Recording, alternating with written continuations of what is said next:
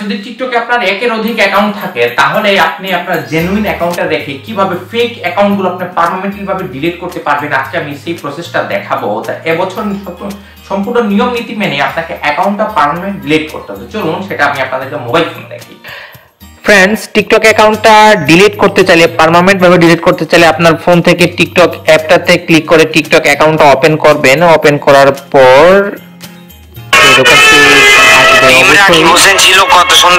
Sound যদি বেশি থাকে সাউন্ড আপনারা কমিয়ে নেবেন। তারপরে প্রোফাইলে ক্লিক করবেন। প্রোফাইল ক্লিক করার পর প্রোফাইলটা আসবে। উপরে যে 3 ডটস লাইন দেখতে পাচ্ছেন এখানে ক্লিক করবেন। ক্লিক করার পর সেটিংস এন্ড প্রাইভেসিতে ক্লিক করবেন।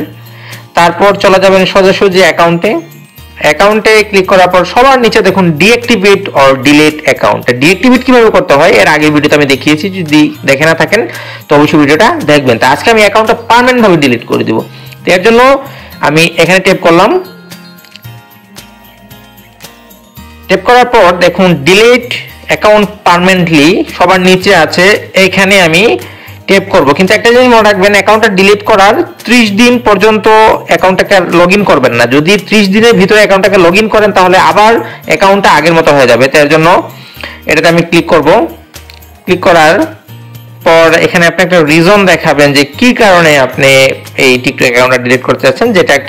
যেটা ভালো লাগে এটা আপনি সিলেক্ট করে দিবেন। তা আমি এখানে দিয়ে দিলাম আই হ্যাভ মাল্টিপল অ্যাকাউন্টস, এটাকে আমি একটা রিজন দিয়ে কন্টিনিউতে ক্লিক করলাম।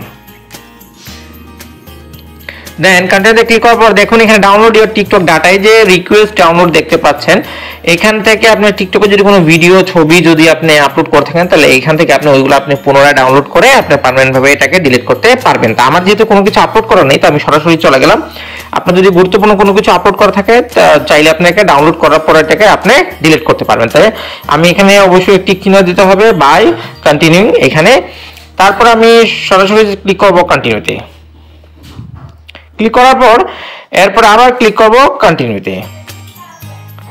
অবশ্যই মনে রাখবেন 30 দিনের ভিতরে আর অ্যাকাউন্ট আবার করবেন না, লগইন করবেন না। তা আমি এখানে ভেরিফাই অ্যাকাউন্টটা আমার অবশ্যই অ্যাকাউন্টটা আমাকে ভেরিফাই করতে হবে গুগলের যে মেল অ্যাড্রেসটা দিয়ে খুলেছি ওটা দিয়ে। তা আমি কন্টিনিউ গুগলে ক্লিক করলাম। ক্লিক করার পর আমি যে মেল অ্যাড্রেস দিয়ে এটাকে খুলেছি ওটা আমি এখানে ধরিয়ে দিলাম। ধরিয়ে দেওয়ার পর ডিলিট অ্যাকাউন্টে ক্লিক করব। ক্লিক করার পর আর sure you want to delete account, এটা আমার ইউজার নেম দেখাচ্ছে। যদি আমি একেবারে কনফার্ম থাকি তাহলে আমি ডিলিটে ক্লিক করতে পারি। আমার অ্যাকাউন্টটা পুরোপুরি ডিলিট হয়ে গেছে। দেখুন অটোমেটিক টিকটক অ্যাকাউন্টটা ডিলিট হওয়ার পর আমি যদি আবার এই প্রোফাইলে ক্লিক করি তো অ্যাকাউন্ট আমার এরকম আসবে।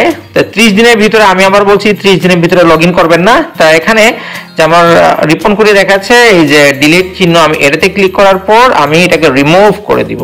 বাস শেষ আমার অ্যাকাউন্ট, এখানে আর অ্যাকাউন্ট পাবেন না। তো এরকমই হেল্পফুল টিপস আমি এটাতে আপলোড করি।